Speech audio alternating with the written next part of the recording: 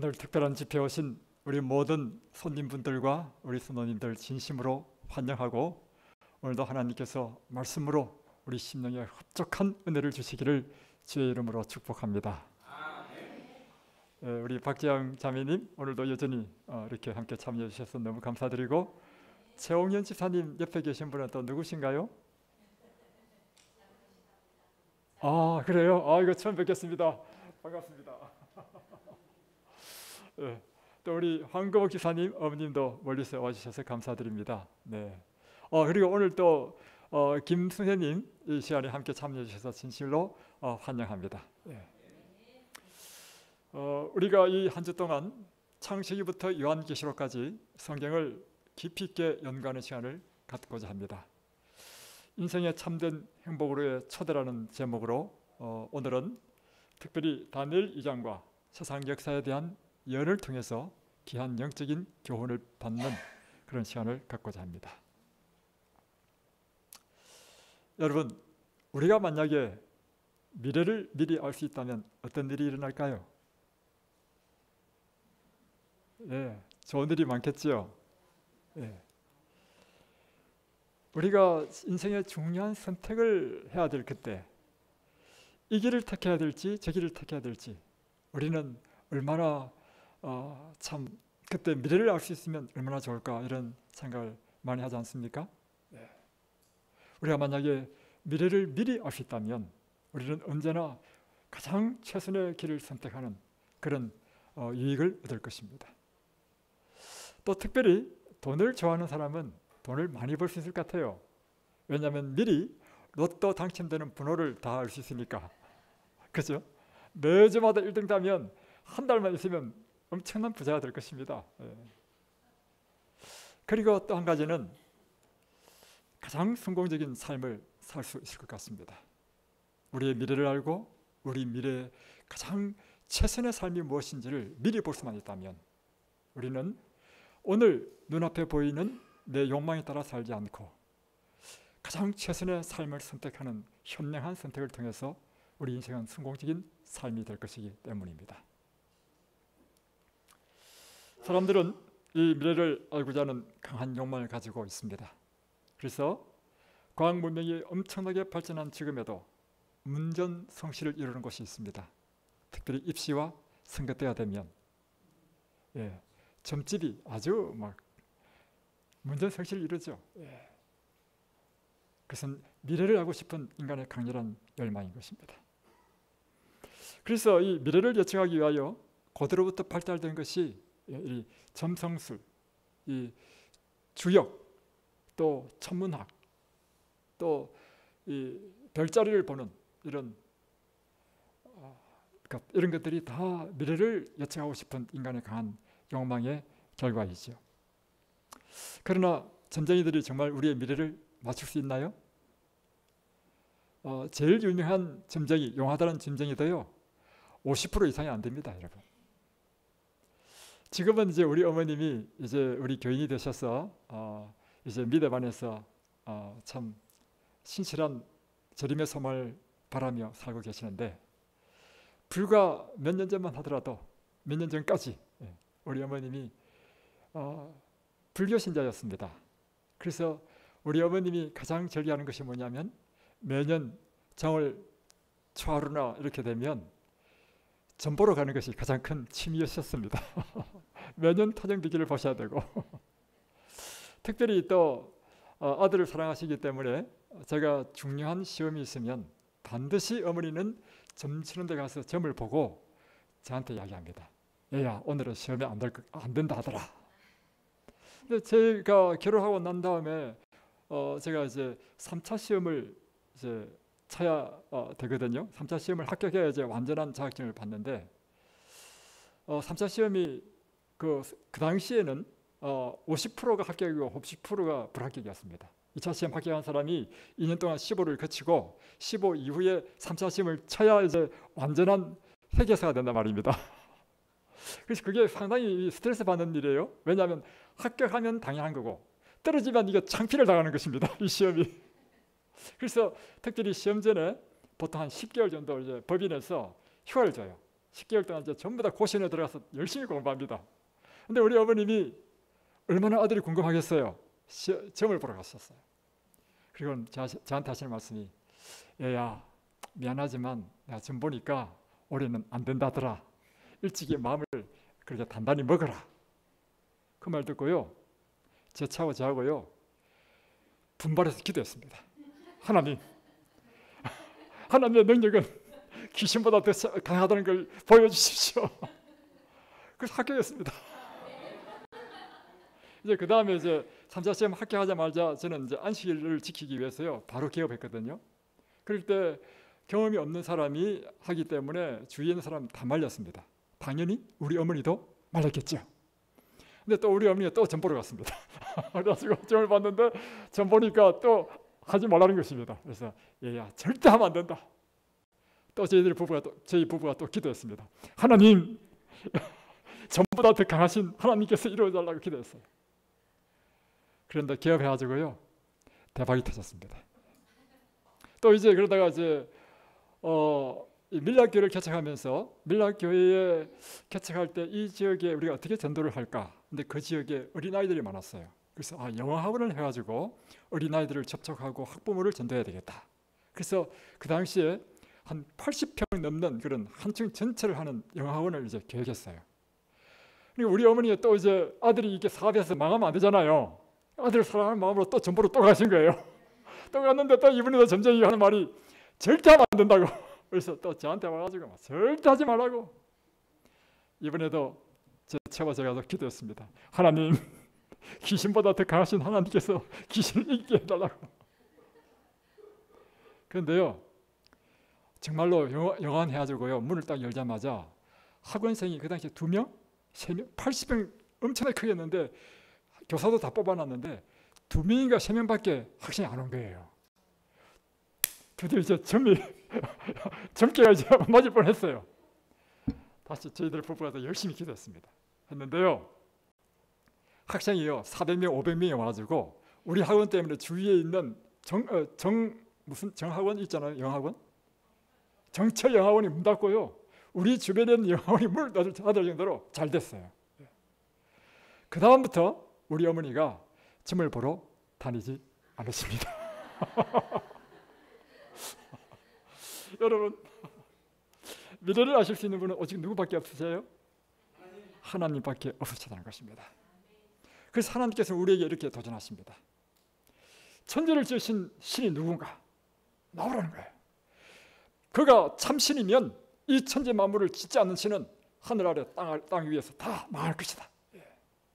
또 하나님께서 도전하시는 것이 무엇인가 하면 이 세상의 역사를 처음부터 마지막까지 다 보여줄 수 있는 신이 있으면 나오라. 그리고는 참신은 이 세상의 미래를 종말까지 다 구할 수 있는 신이 참신이라는 것입니다.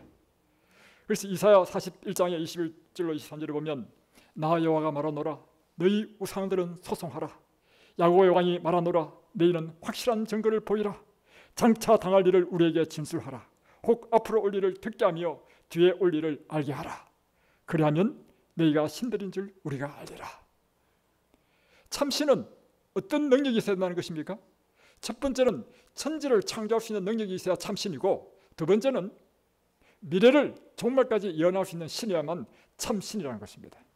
그러므로 이같이 미래를 예언할 수 없는 그런 신은 다 이 땅 안에서 다 망할 것이고 참신이 아니라고 하는 것입니다. 그래서 오늘은 다니엘 2장을 통해서 정말 하나님께서 참 하나님이신 증거, 그것은 세상의 종말까지 예언하셨고 세상의 종말까지 예언하신 그 예언이 어떻게 성취되었으며 그러므로 우리가 섬기는 하나님은 정말 참 하나님이시다. 이것을 우리가 함께 배우려고 합니다. 예언은 우리의 미래를 비추어주는 등불입니다. 여러분, 우리 인생은 마치 깜깜한 밤거리를 걷는 사람 같아요. 여러분 가운데 내일 어떤 일이 일어나는지 아시는 분 있습니까? 아무도 안 계시죠? 그러면서 여러분은 어떻게 생각하고 계시냐면 내일도 오늘처럼 내가 살아있을 거라는 생각을 다 갖고 있습니다. 그죠? 그러나 내일 무슨 일이 일어날지, 차가 우리를 받을지, 아니면 우리가 실족할지 아무도 모른다는 사실입니다. 그래서 우리는 마치 우리 인생은요 깜깜한 방거리를 걷는 인생과 같다는 것입니다. 그런데 이 예언은요, 우리에게 등불이에요, 등불. 아무리 어둡다 할지라도 환한 등불을 켜고 그러면 우리는 안전하다는 것입니다. 하나님께서 우리에게 예언을 주신 이유는 우리 인생이 실족지 않고 하나님께서 예시하신 그 바른 길로 가시도록 우리에게 이 예언을 주신 것입니다. 그래서 요한계시록 1장 3절에 보면 이 예언의 말씀을 읽는 자와 듣는 자와 그 가운데 기록한 것을 지키는 자들이 복이 있나니 때가 가까움이라. 오늘 여러분은 복 있는 사람이 될 것입니다. 왜냐하면 오늘 제가 여러분에게 예언을 말씀해 드릴 것이기 때문입니다. 여러분이 이 예언의 말씀을 듣고 또 진짜로 복 있는 사람이 되려면 이 예언을 주신 하나님의 그 목적을 따라서 순종하는 삶을 살면 여러분은 복 있는 사람이 될 것입니다. 다니엘 2장은 이렇게 시작됩니다. 느부갓네살이 위에 선 지 2년째 꿈을 꾸고 그로 인하여 마음이 번민하여 잠을 이루지 못한지라. 느부갓네살 왕은 신바벨론 제국의 왕이었죠. 그의 제위 2년은 기원전 603년입니다. 그러므로 이 사건은 2600년 전에 일어난 사건을 기록하고 있습니다. 어느 날 느부갓네살 왕이 잠자리에서 꿈을 꿨습니다. 여러분, 그런데 꿈도요, 두 가지 꿈이 있습니다. 보통 우리가 꾸는 것은 다 개꿈입니다. 개꿈의 특징은 뭐냐면요, 분명히 꿈을 꿨는데 아침에 일어나면 다 잊어버리는 것입니다. 그리고 그것이 중요하지 않기 때문에 또 상관도 안 합니다. 잊어버렸다 하더라도. 그죠?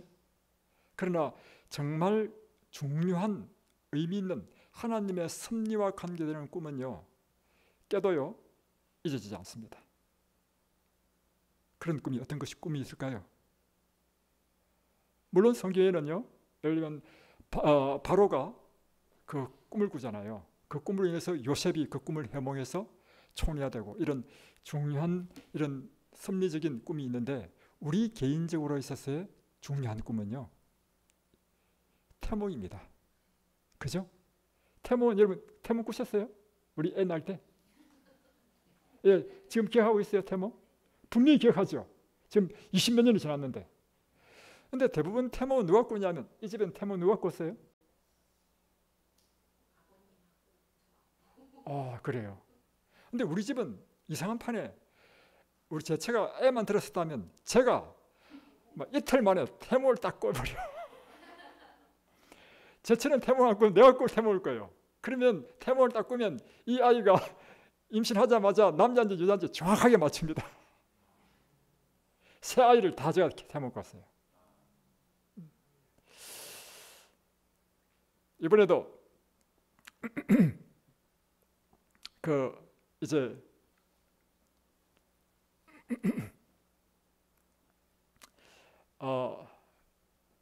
우리 큰딸이 이제 결혼을 할 이제 배우자 생겨가지고 이제 제가 부산까지 내려가서 상견례를 했습니다. 했는데 제가 이제 사돈 어른에게 이렇게 정중하게 인사를 했죠. 훌륭한 아드님을 두시고 이 아드님이 제 사이가 되니 참으로 기쁩니다. 이렇게 인사를 하면 의뢰에 어떻게 답변이 와야 되느냐면 겸양의 이야기가 나와야 되거든요. 뭘요? 부족한 것이 많은 아들입니다. 이렇게 해야 정상인데 제가 그냥 이제 인사로 훌륭한 아들을 두셨다 이렇게 하니까 그때부터 이 사돈이 아들 자랑을 막 하는 거예요. 그래서 제가 좀 당황했습니다. 그래서 제가 다 끝나서 나도 가만히 있을 수 없더라고요. 그래서 저도 제 딸 이야기를 좀 하겠습니다. 그러면서 제 딸 태몽의 꿈을 딱 이야기했습니다. 그랬더니 이 사돈이요 놀래가지고 그때부터 제 딸 보기를 마치 보물처럼 보더라고요. 이 느부갓네살 왕이 꾼 꿈은요 특별한 꿈이었습니다. 그런데 그가 번민해서 잠을 이루지 못할 만큼 근데 이 느부갓네살 왕은 아주 중요한 꿈을 꾸기는 꿨는데 꾸고 나서 일어나서 그 꿈을 잊어버린 것입니다. 잊어버렸지만 굉장히 중요한 꿈이었어. 그래서 그가 그 당시에 왕을 돕는 사람이 이런 사람이었습니다. 박수, 술객, 점쟁이, 갈대아 술사. 다른 말로 표현하면요, 점치는 사람, 무당, 다음에 마술사 이런 사람이에요. 우리가 좀 지금 이 과학이 발달된 이 시대는 좀 잘 이해가 안 되지만, 그래서 이런 사람들을 불렀습니다.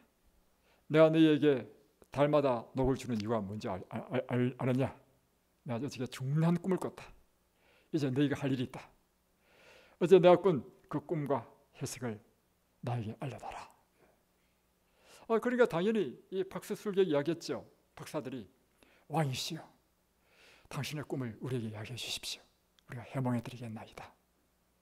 근데 사실은 느부갓네살 왕이 이 성경 다니엘 2장의 전후좌우문맥을 보면 그가 알면서 이야기하지 않았다는 사실을 알 수 있습니다. 왜냐하면 본인이 그것을 굉장히 알기를 원했기 때문에 만약에 꿈을 알고 있었다고 한다면 반드시 이야기를 했을 것입니다. 그런데 이야기를 하지 못했다는 것은 잊어버렸다는 것입니다. 그래서 왕이 이야기하기를, 아니다, 내가 꾼 꿈과 그 해석을 나에게 알게 하라 했습니다. 여러분, 세상에 남이 꾼 꿈을 어떻게 알아요? 그래, 이 박사와 술객이 아주 미칠 노릇인 것입니다. 그래서 이렇게 이야기했죠. 왕이 우리에게 요구하신 것은 참으로 희한한 일이십니다. 육체와 함께 가자는 신들 외에는 어떻게 왕 앞에 남이 꾼 꿈을 이야기해 줄 수 있습니까? 지금 아주 위급한 상황이었죠. 그러니까 왕이 아주 화를 냈습니다. 진노하고 통분하여 바벨론 모든 박사들을 다 멸하라고 명했습니다. 이 당시에는 전제 국가였기 때문에 왕이 절대 권력을 갖고 있었죠. 왕 말 한마디에 모든 생명이 막 왔다 갔다 하잖아요, 그죠? 그래서 이 명령을 내렸습니다. 그런데 모든 박사와 술객들을 죽이라는 이 명령 속에 지금 이때는 이제 다니엘이 17세에 포로로 끌려와가지고 3년 동안 교육을 받은 다음에 20세에 갓 이제 박사가 돼가지고 초보 박사일 때였습니다. 그러나 모든 박사를 죽이라는 이 명령 속에는 다니엘도 다 포함해서 다 죽게 된 것이죠. 이제 왕의 시대 장관이 왕의 명령을 이제 따르기 위해서 바벨론의 박사들을 죽이러 나갔습니다. 다니엘이 이 이야기를 듣고 이 아리옥을 만난 거죠. 이것도 성경의 좌우문맥을 보면 이 아리옥이 다른 박사들도 죽이기 전에 먼저 다니엘이 아리옥을 찾아서 이야기한 것 같아요. 그래서 한 명의 박사도 죽기 전에 한 것 같아요. 그래서 다니엘이 명철하고 슬기로운 말로 왕의 장관 아리옥에 이야기합니다. 왕의 명령이 어찌 그렇게 급하십니까? 나를 왕 앞으로 인도해 주십시오.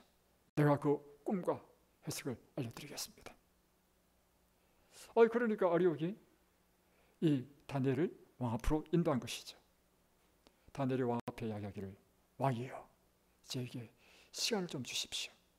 그러면 왕이 꾸신 그 꿈과 해석을 알려드리겠습니다. 왕의 입장에서는 가만히 생각해 보니까 믿져봤자 번전이 아니겠습니까? 그래서 이제 허락했다는 거죠. 이에 다니엘이 자기 집으로 돌아와서 그의 동무 하나냐, 미사엘, 아사랴에게 이 일을 구하고 하늘에 계신 하나님이 이 은밀한 일에 대하여 긍휼히 여기사 자기 다니엘과 동무들이 바벨론의 다른 박사들과 함께 죽임을 당케 하지 않기를 그들로 구하게 하니라. 그래서 함께 세 친구들이, 그러니까 다니엘의 세 친구가 4명이죠. 4명이 함께 연합해서 막 기도했던 거예요.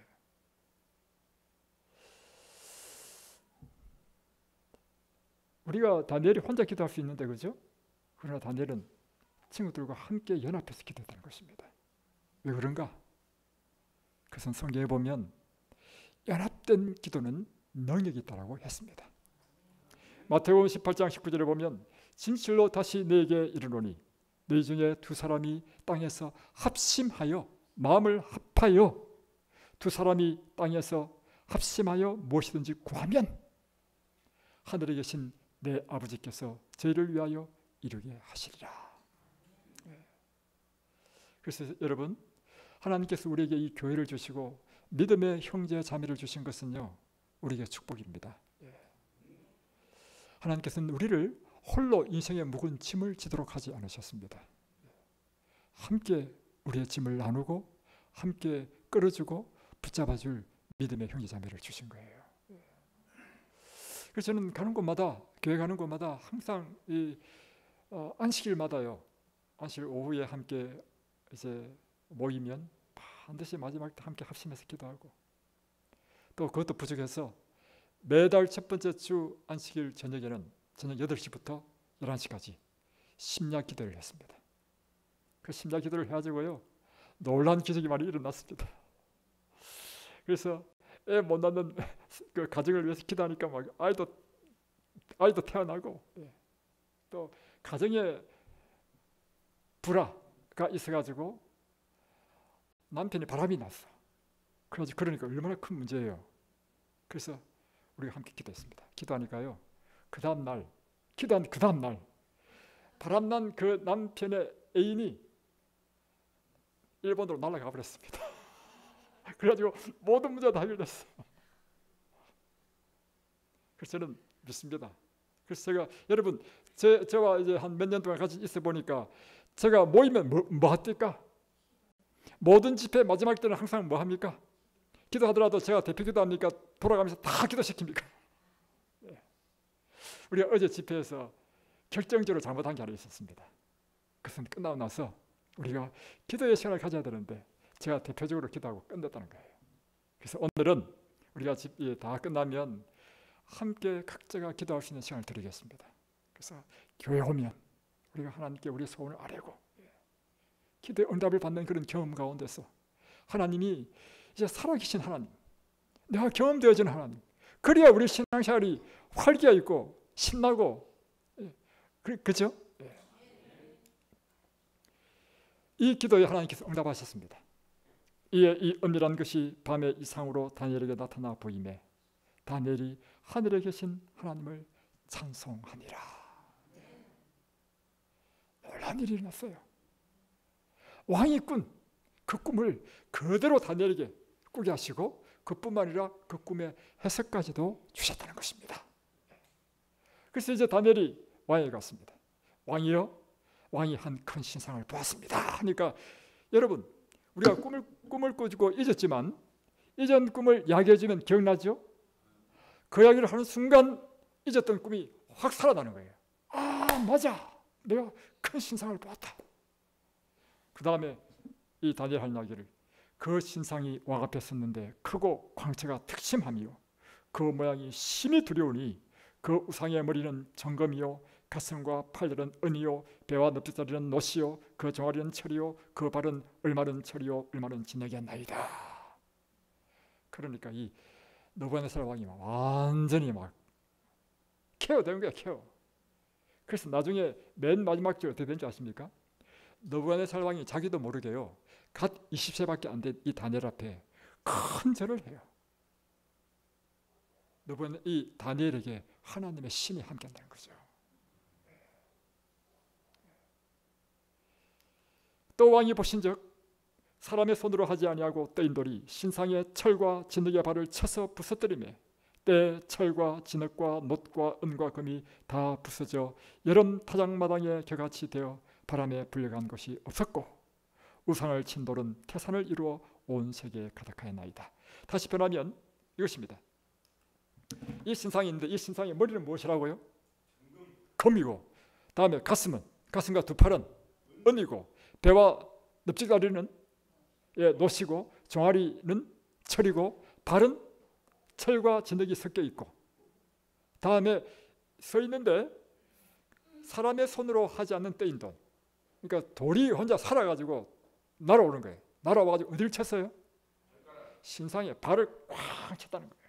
그러니까 신상이 꽝 하고 넘어지면서 산산조각이 나버렸는데, 바람이 부니까 마치 바람에 개가 날아가듯이 모든 것이 다 날아가 버리고 이 신상을 친 이 돌이 점점 커지더니만 온 태산을 이뤘다. 여러분이 느부갓네살 왕이라면 어떻겠습니까? 기겁하지 않겠습니까? 와, 맞아. 내가 꿈 그거야. 자, 이렇게 꿈을 맞췄으니 그 다음 해석도 분명할 맞을 건지 믿을 수 있겠죠. 그 다음부터 이제 이 다니엘은 이 꿈의 해석을 해주고 있습니다. 그 꿈이 이러한 적.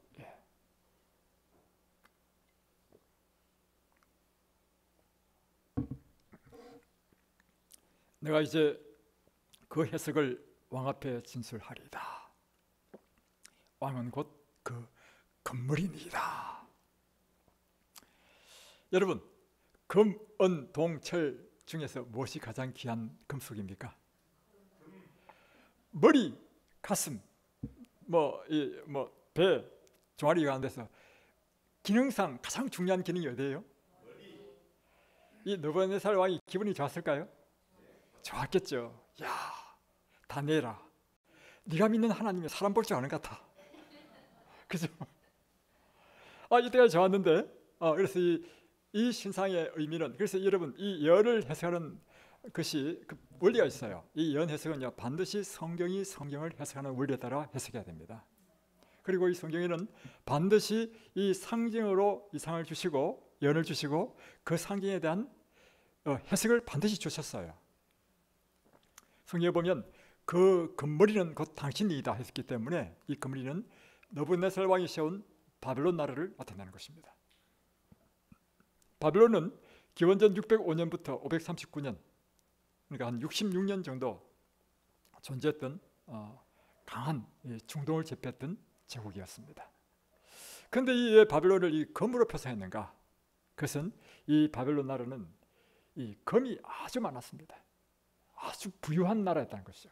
그러니까 온 나라를 정령하면 그 나라의 무엇을 다 빼앗아 왔냐면 금이란 금은 다 빼앗아 온 거예요. 그러니까 이 바벨론은 금으로 아주 막 부강한. 그래서 예레미야는 여호와의 든 금잔이라고 했죠. 금잔 이렇게 표현했습니다. 이게 느부갓네살 왕의 첨톱한 피인데 이게 보면 영원할지어다라고 되어 있어요. 자기 나라가 영원하기를 원했다는 것이죠. 그러나 예언은 왕의 후에 왕 못한 다른 나라가 일어날 것입니다. 그러니까 바벨론이 영원하다는 것입니까? 끝난다는 것입니까? 예. 왕 다음에 다른 나라가 일어날 것입니다.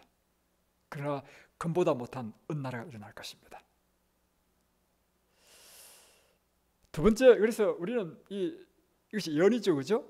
하나님께서 이 느부갓네살 왕을 통해서 세상에 앞으로 어떻게 이 세상이 전개될 것인지를 보여주시는데 바벨론 다음에 은나라 같은 나라가 일어날 것이다. 그럼 이 은나라가 어떤 나라인지를 우리가 지금 시점에 우리는 알 수 있죠. 근데 느부갓네살 왕은 아직 은나라가 일어날 것은 미래에 있는 일이기 때문에 몰라요. 그러나 이미 2600년 후에 있는 우리는 바벨론 다음에 일어난 은나라가 무슨 나라인지 알 수 있습니까? 무엇을 보면 알 수 있죠? 역사책을 딱 펴면 바벨론 다음에 일어난 나라는 메데-페르시아 나라입니다. 그러니까 오늘날 이란 나라가 그 당시에 중동을 다 제패했습니다. 페르시아라 했죠, 옛날에는. 이란이 지금은 힘을 못 쓰지만 옛날에는 이 전 중동을 제패하고 유럽을 제패한 굉장히 큰 제국이었다는 것이죠.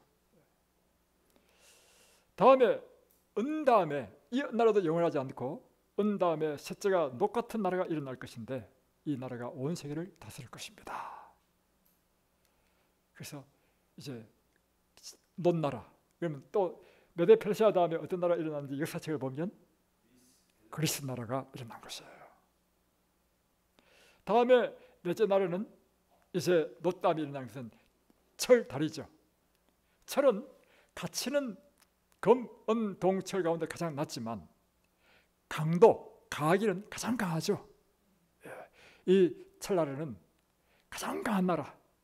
그래서 역사책을 보면 그리스 나라 다음에 일어난 나라는 로마라고 하는 것입니다. 이 로마는 정말 가장 강한 나라였습니다. 무엇이든지 이기는 것이라, 부수뜨리고 이기는 것이라. 철이 모든 것을 부수는 것 같이 그 나라가 문나라를 부수뜨리고 빠을 것이요. 로마는 정말 그런 나라였습니다. 그리고 이 통치 기간도 굉장히 길었죠. BC 168년에서 AD 476까지니까 644년을 통치했네요. 그죠? 엄청난 기간 동안 통치한 나라였습니다.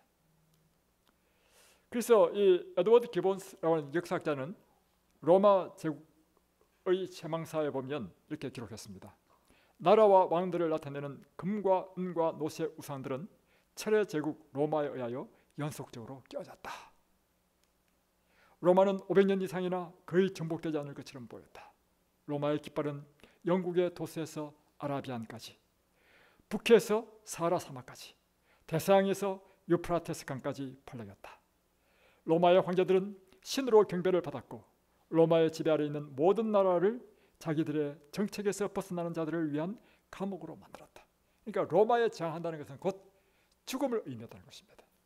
얼마나 그 나라가 컸든지 태양이 지지 않는 나라, 엄청난 철 같은 나라. 그런데 하나님께서 보이신 이 신상에 통해서 이 세상의 역사를 보면 그 다음에는 철 다리 다음에는 철과 진흙의 10발가락의 나라가 온다는 것입니다. 왕께서 그 발과 발가락이 얼마는 토기장의 진흙이요 얼마는 철인 것을 보셨은즉 그 나라가, 이 나라는 이제 철나라 로마가 나눌 것이다. 여러분 발가락이 몇 개죠? 이 로마는 10나라로 쪼개지고 나눠진다는 것입니다. 그래서 이 로마는 분열되었다 이렇게 세계사 기록하고 있는데 조이슬 씨가 쓴 고등학교 세계사에 보면 이렇게 기록하고 있어요. 로마가 분열된 이유는 게르만 민족의 이동에 의해서. 근데 게르만 민족의 이동은 사실 또 이 훈족이 게르만 민족을 쳤죠. 또 왜 훈족이 또 게르만 민족을 쳤느냐? 이게 사실은 중국에서부터 시작됩니다. 중국의 한 부제가 천하를 통일하면서 훈족은 사실은 오랑캐라고 했죠. 그 중국의 해변 북쪽에 살았던 민족들. 그래서 이들은 추웠기 때문에 농사가 안 됐어요. 항상 수확기만 되면 국경을 넘어서 침략해왔단 말이에요. 근데 초안지에서 항우와 싸워가지고 결국에는 한 부제가 승리하면서 중국을 통일했죠. 통일하면서 한 일이 무엇인가 하면 바로 이 훈족을 쳤단 말이에요. 그 힘으로 치니까 훈족이 이 한 나라의 압박에 밀려가지고 서쪽으로 이동하면서 그 흑해 부근이죠. 흑해 부근에 있는 평안하게 잘 살고 있는 게르만 민족을 치니까 게르만 민족이 다시금 또 서쪽으로 밀려오면서 로마의 제국 안으로 막 들어오게 된 거예요. 근데 이때는 이미 로마는 쇠퇴했던 그런 시기였기 때문에 로마의 국경이 다 무너지면서 이 나라가 각 게르만 민족의 부족마다 나라를 세웠어. 그 부족이 10개의 나라였다는 것입니다. 그런 이야기가 이렇게 쭉 나오죠. 그래서 보십시오. 프랑크라는 게 뭐냐면 오늘날 프랑스인데 게르만 민족의 부족 중에 프랑크 부족이 있었다는 거예요. 다음에 앵글로색슨 부족이 지금 오늘날 영국이 되고 이 다 게르만 민족들에 의해서. 그래서 게르만 민족 하면 독일만 게르만 민족이 아니에요. 다 이렇게 자기 부족에 따라서 막 땅을 차지하면서 이 로마는 다 쪼개져 버렸습니다. 근데 몇 개로 쪼개졌냐면 10개로죠. 10개로.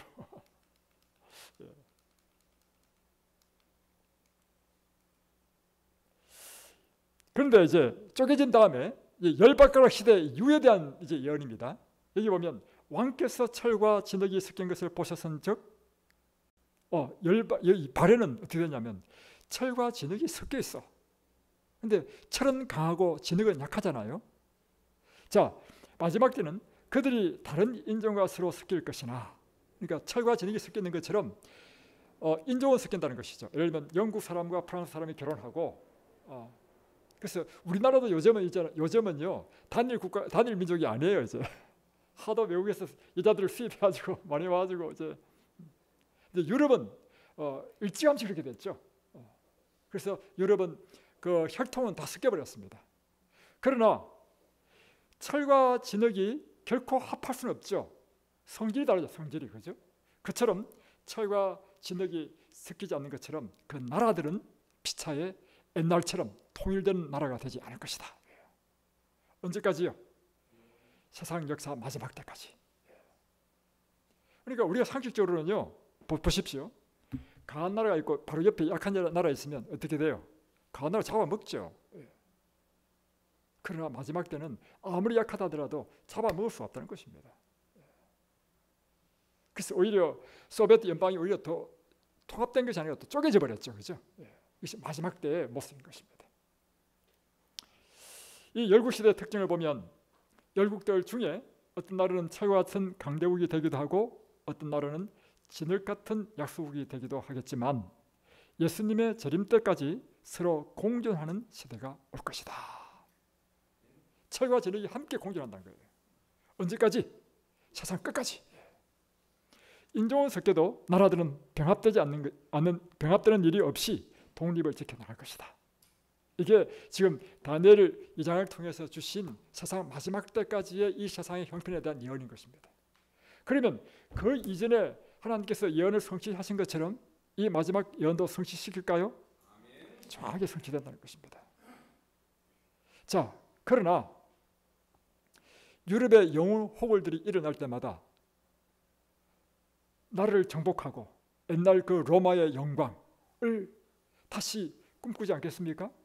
그래서 수많은 나라의 영웅 호걸들이 일어날 때마다 이 유럽을 다시금 통합하려고 정복하려고 했던 사람들이 일어났다는 것이죠. 그래서 이 AD 8세기에는 그 당시에 신성 로마 제국이 굉장히 컸습니다. 그러니까 신성 로마 제국 하면 오늘날의 그 국가가 좀 달라요. 그러니까 독일과 프랑스의 영역을 다 포함한 굉장히 큰 나라였단 말이에요. 이런 나라가 그 세력으로 유럽을 정복하려 했지만 오히려 자기가 죽었을 때는 자기 나라가 세 동강으로 나눠져 버렸습니다. 스페인의 찰스 5세, 또 프랑스 루이 14세 이와 같은 아주 강력한 군주들이 나타날 때마다 유럽을 통합하고 유럽을 정복하고 다시금 로마처럼 그 같은 나라를 만들려고 꿈꿨지만 그들이 다 실패했습니다. 그 이유가 무엇인가? 성경에 예언하기를 세상 마지막 때까지 피차에 합하지 않겠다는 것입니다. 이제 드디어 1700 우리 프랑스 혁명이 언제 일어났죠? 1798년, 89년에 일어났죠. 1789년에 프랑스 혁명이 일어났을 때 그 혼란 가운데 있을 때 바로 나폴레옹이 정권을 잡았습니다. 그리고는 프랑스의 위대한 이 시민혁명 정신을 전 유럽에 퍼뜨리자. 이게 대의명분이야. 그리고는 실제적인 내용은 무엇인가 하면 전 유럽을 정복해 나갔다는 거예요. 그래서 막 파죽지세로 막 주위를 다 정복해 나갔죠. 그런데 걸림돌이 어디냐면 이 영국이었습니다. 그래서 영국과의 마지막 이 전투, 월트로 전투라 했죠. 1815년 6월 18일 날 있었던 이 전투. 이 전투에서 나폴레옹은 승리를 확신했습니다. 그래서 이 싸움에 대한 그 빅토르 위고의 그 글을 제가 보니까 이렇게 돼 있더라고요. 그 길뜬 아침에 나폴레옹은 그 총사령관에게 이렇게 하겠습니다. 이제 날이 저물 때쯤이면 영국은 프랑스에게 굴복할 것이요. 그리고 웰링턴은 나폴레옹의 포로가 될 것이요. 이게 빅토르 위고가 쓴 책에 나왔어요. 근데 이 사령관이 이 말을 듣고는 감히 나폴레옹에게 황제가 이렇게 답변을 했습니다. 그렇지만 각하, 계획은 사람이 세우지만 승패는 하늘에 달렸다는 것을 잊어서는 안 될 것입니다. 그러니까 나폴레옹이 좀 화가 났을 거 아닙니까? 나폴레옹이 다시 이렇게 하겠습니다. 나는 당신이 나폴레옹이 계획을 짜고 나폴레옹이 승패를 주장한다는 사실을 이해하기 바라오. 이렇게 자신만만했단 말이에요. 그런데 그 순간부터 빅토르 위고가 있었습니다. 그 순간부터 이미 워털루 전투는 패배했는데 하나님께서 비와 우박을 퍼부으셨으므로 나폴레옹의 군대는 그가 계획한 대로 작전을 펼 수가 없었다. 하나님께서 막으시면요 인간이 아무리 용을 써도 안 된다는 것입니다. 프랑스 군대 원래 나폴레옹이 그 포병 대장이잖아요. 포병. 그러니까 나폴레옹의 군대 강력한 것은 포였어. 포. 그런데 비가 와가지고 막 진흙탕이 돼버리니까 이 포를 끌고 갈 수 없는 거예요. 완전히 참패를 당하고 오히려 나폴레옹이 포로가 되었습니다. 그리고 세인트 헬레나 섬에 유배당했죠. 그때 이 토마스 아놀드는 이렇게 역사학자는 이렇게 기록했습니다. 이 엄청난 세력을 꺾은 주요 적대 세력은 누구였는가? 왜 전원이 부족하죠? 전원을 다 꼽아놨는데 왜 전원이 부족하다고 뜨죠? 누구 좀 도와주시면 좋겠는데.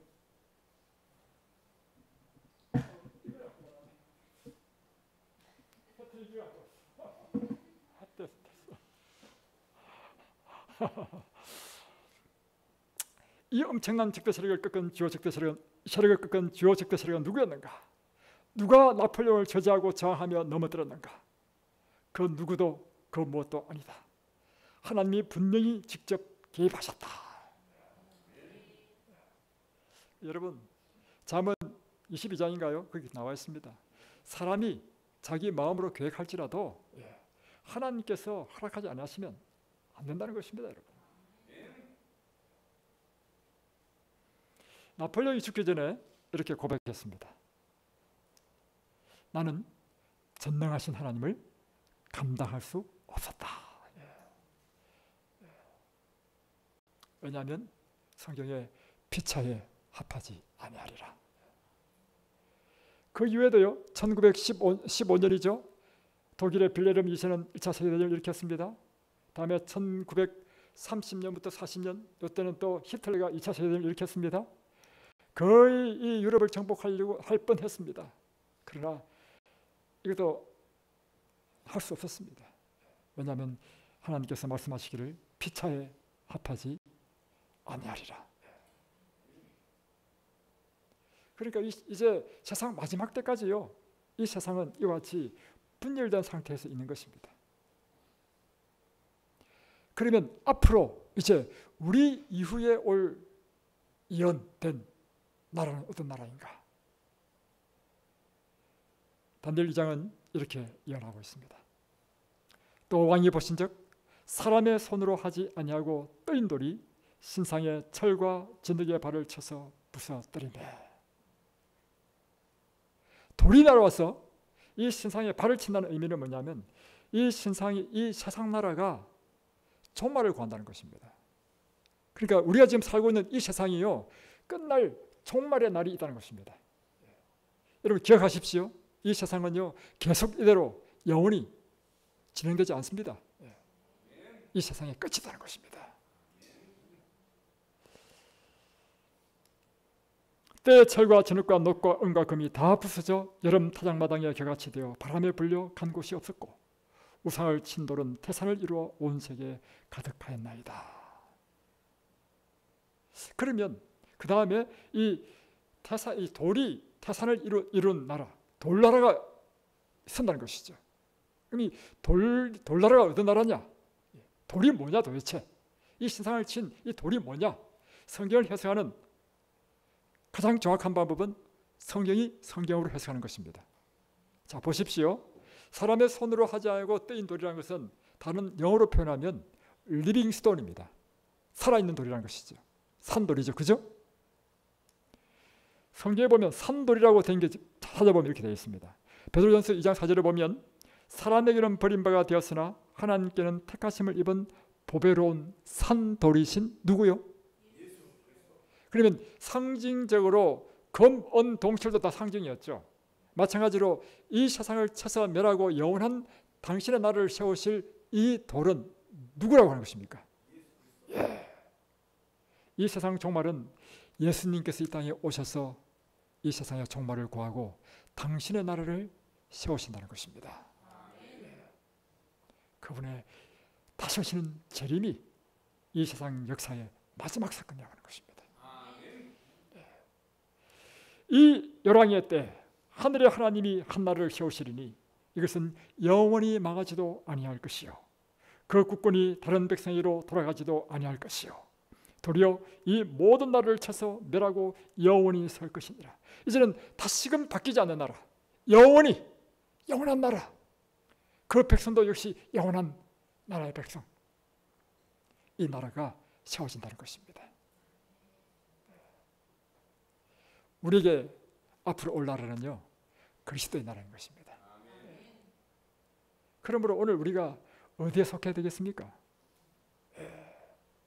그리스도에게 속한 당신의 친백성이 되어야 한다는 것이죠. 예수님께서 이렇게 말씀하셨습니다. 내가 너희를 위하여 처소를 예비하러 가노니 가서 너희를 위하여 처소를 예비하면 내가 다시 와서 너희를 내게로 영접하여 나 있는 곳에 너희도 있게 하리라. 그러니까 예수님께서 우리에게 약속하신 것이 무엇인가 하면 내가 가서 처소가 다 예비되면 내가 다시 오겠다. 이 약속이 바로 예수님의 재림의 약속인 것입니다. 여러분, 이 성경에 하나님께서 하신 말씀 가운데 하나도 성취 안 된 것이 하나도 있습니까? 그렇다면 하나님께서 이 재림에 대한 약속도 반드시 성취되겠습니까? 예수님의 재림은 반드시 역사적으로 성취되는 사건이라는 것입니다. 어제 우리가 공부한 것처럼 하나님의 구원이라는 것은요, 관념적인 구원이 아니고요, 애매모호한 구원도 아니고요, 역사를 통해서 하나님께서 이 우리의 구원을 이루어가는 것입니다. 그리고 그 구원의 최종적인 구원의 완성이 무엇인가 하면 예수님의 재림으로 이 하나님의 구원이 실제로 역사적으로 이루어지는 것입니다.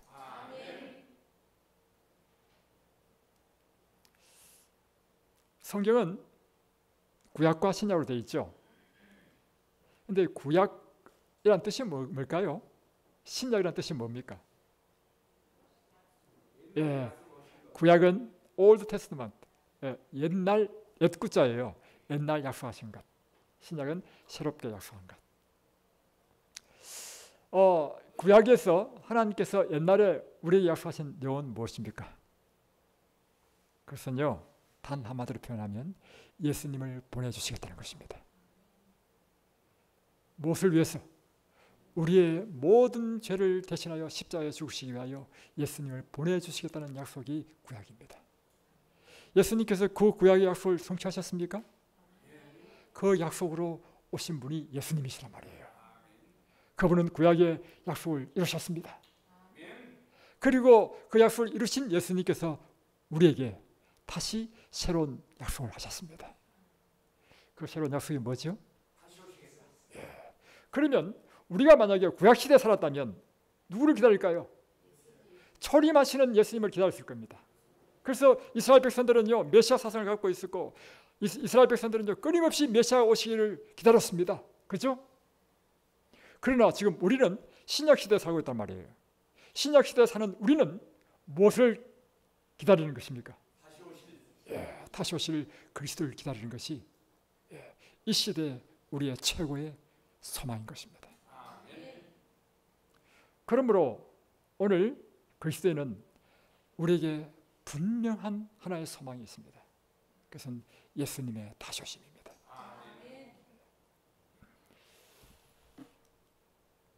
구약과 신약의 역사적 전개 방향을 보면 이 구약은 바로 예수님께서 오시고 그분이 십자가에 죽으셔서 우리를 죄에서부터 구원하실 그 예수님에 대한 약속으로 가득 차 있었습니다.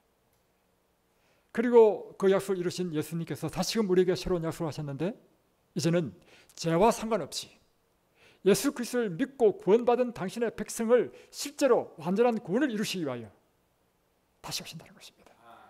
그러니까 초림의 예수님과 재림의 예수님은 그 목적이 달라요. 예수님 재림하시기 전에 우리는 뭘 다 해결해야 되냐면 우리의 죄 문제를 다 해결해야 됩니다. 예수님 재림하셔가지고 우리를 위하여 십자가에 죽으셔서 우리의 죄를 사한다, 이런 일은 없습니다, 여러분.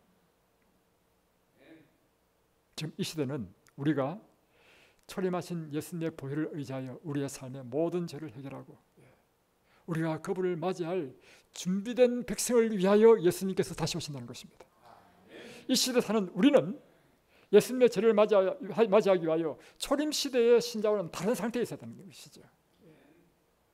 죄를 해결한 삶, 경건한 삶, 그리고 그분이 오실 때 우리를 온전히 당신의 나라로 데려가실 수 있는 그분의 품성과 그분의 형상을 닮아가는 그런 삶을 살아야 된다는 것입니다.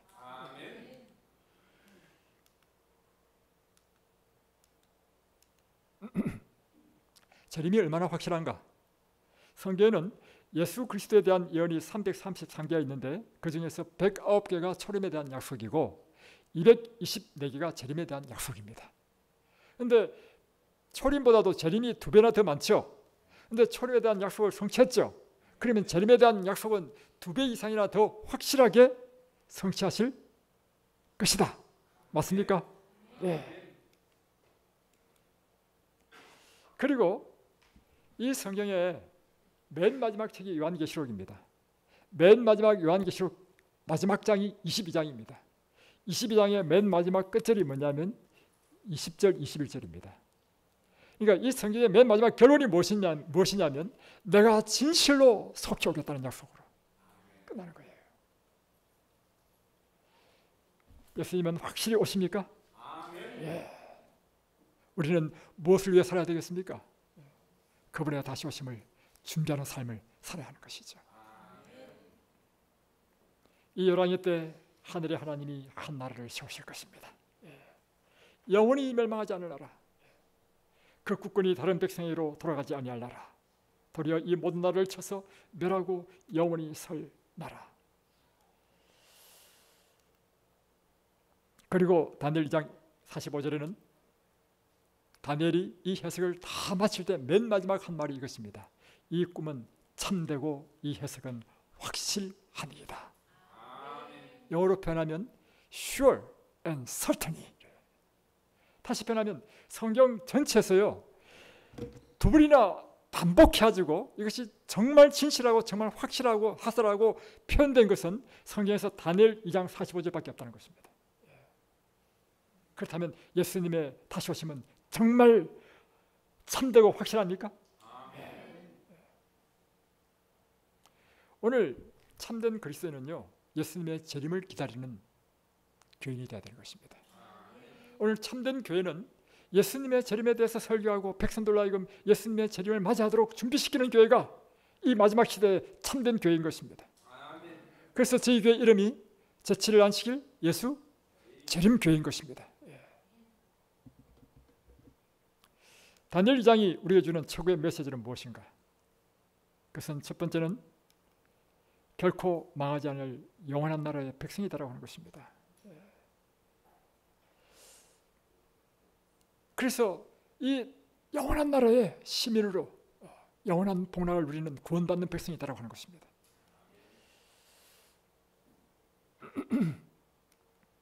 어떻게 영원한 나라의 백성이 될 수 있는가? 누가복음 20장 18절에는 이렇게 되어 있습니다. 이 돌 위에 떨어지는 자는 깨어지겠고 이 돌이 사람 위에 떨어지면 저를 가루로 만들어 흩으리라. 여기서 이 돌은 누굴까요? 예수님이죠. 그러니까 예수님 위에 우리가 떨어져서 깨어지는 사람은 구원을 얻고 끝까지 자기 죄를 고집하고 그리스도를 부인하는 사람은 이 돌이 그 위에 떨어진다는 의미는 무엇인가 하면 예수님께서 재림하시는 그날에 멸망한다는 것입니다. 오늘 구원 얻는 사람은요 먼저 예수님을 영접하는 것입니다. 보십시오. 그리스도 위에 자신을 깨어지는 사람, 즉 자신의 잿된 자아가 그리스도의 진리를 만나서 자신의 것을 다 깨트리고 진토가 된 사람은 하나님께서 그를 하나님의 형상으로 재창조하실 것입니다. 이런 사람이 영원한 하나님의 나라를 상속받을 것입니다. 그러나 끝까지 잿된 자아를 고집하며 그리스도 위에 자신이 깨어지는 경험을 하지 못하면 주님의 재림 때 반석되신 그리스도가 그 위에 떨어져서 그가 원래 흙에서 왔으니 다시 흙으로 돌아가는 인생이 되게 하신다는 것입니다.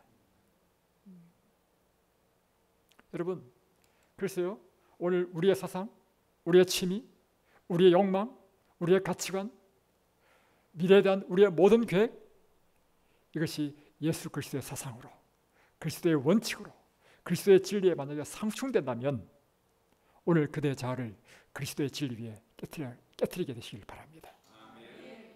오직 그리스도의 말씀으로 여러분의 모든 사상과 가치관, 이것이 여러분의 전부가 되게 하시기 바랍니다. 두 번째는 이 다니엘 2장은 우리에게 종말의 신앙이 되라고 하는 것입니다. 스티븐 코비 박사님 쓰신 그 유명한 책 있죠. 성공하는 사람들의 7가지 습관에 보면 두 번째 습관이 끝을 보고 시작하라 하는 것이에요. 이 책을 쭉 읽어보면 참 배울 점이 많아요. 보면 바쁘게 사는 것, 열심히 사는 것보다 더 중요한 것이 있는데 바른 목표를 정하고 행동하는 것이라고 하는 것입니다. 다시 변하면 이제 사다리를 걸치는데 사다리를 바르게 걸쳐야 열심히 올라가면 올라갈수록 그 목표 지점에 가까워진다는 거죠. 근데 처음부터 사다리를 엉뚱한 데다 걸쳐버리면 열심히 올라가고 땀을 흘리고 열심히 하면 할수록 엉뚱한 데 올라가게 된다는 것입니다. 마찬가지로 우리가 열심히 사는 것보다 더 중요한 게 있는데 첫 번째는 우리가 목표가 분명하고 발라야 된다는 것입니다. 성경적인 종말을 믿지 않는 사람은 이 세상이 그의 삶의 목표 전부인 것입니다. 그렇죠? 성경적인 이 진리를, 이 종말을 믿지 않는 사람은 이 세상에서 잘 사는 것이 그의 삶의 목표가 되는 것입니다.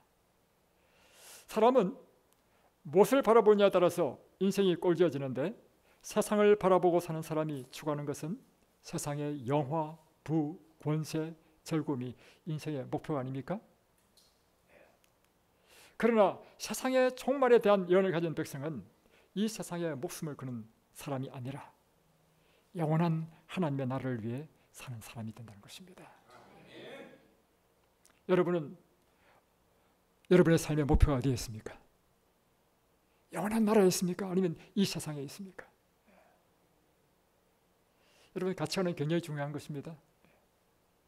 우리가 가치관이 무엇인가? 나는 무엇을 추구하느냐? 내 삶의 목표가 무엇이냐에 따라서 내 인생이 꼴져지기 때문입니다.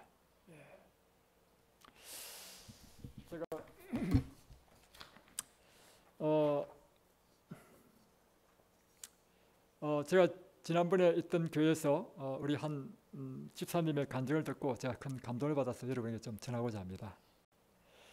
이 집사님은 남편이 의사였고요. 지금으로부터 한 20년 전의 이야기인데 자녀를 3명을 낳았습니다. 그리고 자녀가 학교에 가게 되었을 때 그 당시에 돈 있는 사람, 자녀 교육에 관심이 많은 사람들은 다 재테크에 관심이 많았고 다 강남으로 가서 살았습니다. 근데 이분은 삼육 교육을 시키기 위해서 거꾸로 그 당시에는 20년 전만 하더라도 태릉은 시골이었거든요. 태릉으로 이사를 와가지고 아파트를 사고 살았단 말이에요. 20년이 지나니까 강남으로 이사간 사람은 수십억이 되고 태릉에 사는 사람은 자산적으로는 얼마 안 돼. 그런데 그가 이야기하기를 나는 가장 위대한 선택을 했다. 왜냐하면 내 선택의 목적은 신앙이 내 선택의 기준이었기 때문에 나는 이 신앙을 따라서 이곳을 이사 왔다는 것이죠. 그래서 그 이야기를 듣는데 저도 생각이 나는 게 있었습니다. 이 부부뿐 아니라 저도 그런 선택을 하게 됐는데 저희 부부가 30대일 때 매일 새벽마다 말씀을 읽고는 보니까 셋의 후손들은 다 산골짜기에 살았더라고요. 그리고 그늘없는 가정에 보니까 산골에 가서 집을 짓고 그 살아라 했더라고요. 그래서 그 당시에 산골로 이사를 했습니다. 그때 저에게도 유혹이 있었습니다. 왜냐하면 강남으로 가서 기업할 수도 있었고 그런 유혹이 있었지만 이 신앙을 따라서 왔단 말이에요. 세월이 20년 이상 지났습니다. 저는 돌이켜볼 때 가장 최고의 선택을 했다. 왜냐하면 천국에 더 가까운 제 삶이 됐다는 것이죠. 근데 이 선택은 이분이나 저뿐만 아니라 여러분도 그런 선택을 하지 않았습니까? 오늘 우리는 예수님께서 다시 오시는 그날에 우리가 구원받는 백성으로 준비되는 것이 우리 인생의 가장 중요한 목표라는 사실, 그 목표를 향해서 우리의 환경, 우리의 삶, 주거, 교육, 우리의 모든 직업까지도 다 결정하는, 그래서 위대한 이 선택을 하는 저와 여러분이 되시길 바랍니다. 주께서 다시 오시는 그날 그분은 분명히 오실 것입니다. 그때 그분의 나라에 속한 사람이 가장 성공한 인생이 될 것입니다. 그런 성공한 인생이 되시길 바라면서 말씀을 마치겠습니다.